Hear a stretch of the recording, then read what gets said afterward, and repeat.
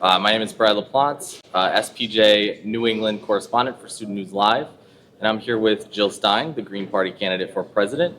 Jill, thank you for taking the time to speak with us. My honor. Always happy to speak with students who really are the first priority. Thank you so much, and we appreciate that. Can you just tell me, how has Election Day been going so far for you? It's really exciting. For us, it feels like this is a victory party. This is not a watch party. This is a victory party because we have so more than fulfilled our mission in this election, which is to really lift up the power of the people and to engage everyday Americans who are otherwise locked out of this election.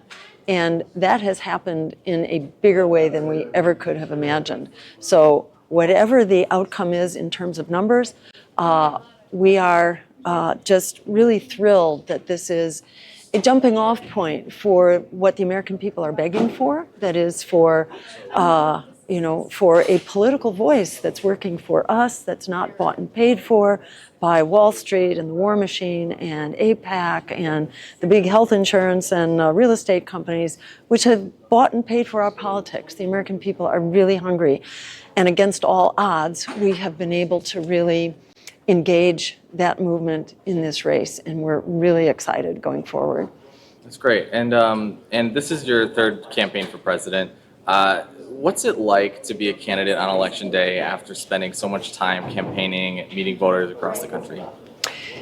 In this campaign, it's different from any other campaign because, there is a genocide going on, which is really a moral imperative and is front and center for so many Americans. 68% of Americans want an immediate end, and nearly that many want a weapons embargo, in fact, to the state of Israel until we have an end to this genocide. So the American people are really passionate about this, especially because the endless war machine is consuming over half of our congressional budget, which means we don't have the dollars that we need for public higher education, for K through 12 schools, for healthcare as a human right for everyone, for affordable housing. The American people are locked out of so many of the necessities of life while our dollars are being absolutely squandered on these endless wars, which are not making us safer. They're making us less safe. They're creating chaos and violence the world over.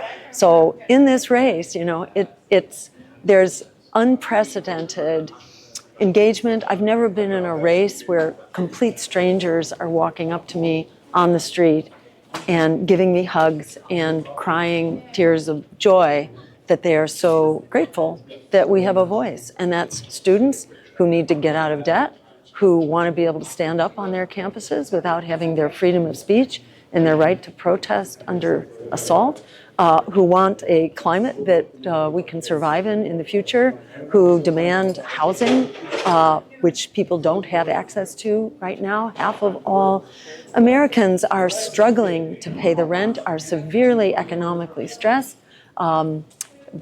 basically living paycheck to paycheck and at risk for evictions. So, the American people are really hurting for choice, for greater choice in general, but especially for a choice that's anti-genocide, anti-war, pro-worker, and embracing climate action.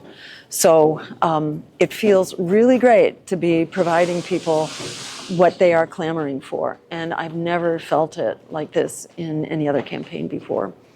And we're in Dearborn for your campaign watch party for election night.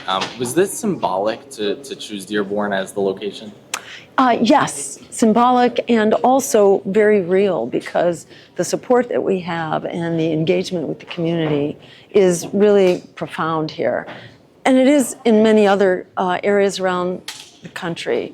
On the border of Texas, for example, people are feeling extremely abandoned by both political parties, and there's real hunger for a politics that is not fear campaigning and smear campaigning against immigrants, which, our policy on immigration is to stop, the most important thing we can do to fix the crisis is to stop causing it in the first place. And that's greatly appreciated by the immigrant community and everyone else for that matter. So there are pockets of huge support, but especially here in Dearborn, the support is really off the charts. So it's a wonderful place to be, and it's where we're building forward, and this is where we want to be really celebrating and springboarding into the fight that continues into the future that all of our lives depend on.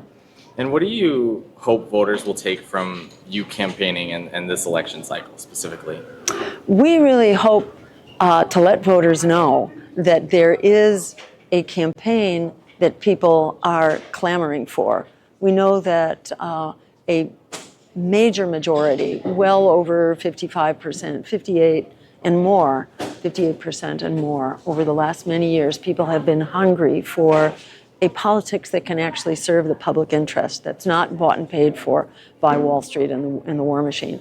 And people are hungry for this, yet the political establishment is really working overtime. In fact, the Democrats in this race, they had a whole war room dedicated to suppressing our campaign, dedicated to following us and smearing us and tarnishing us in the media. Their budget, just to smear us, was the equivalent of our entire budget for the whole campaign, a 7-figure budget with 30 employees.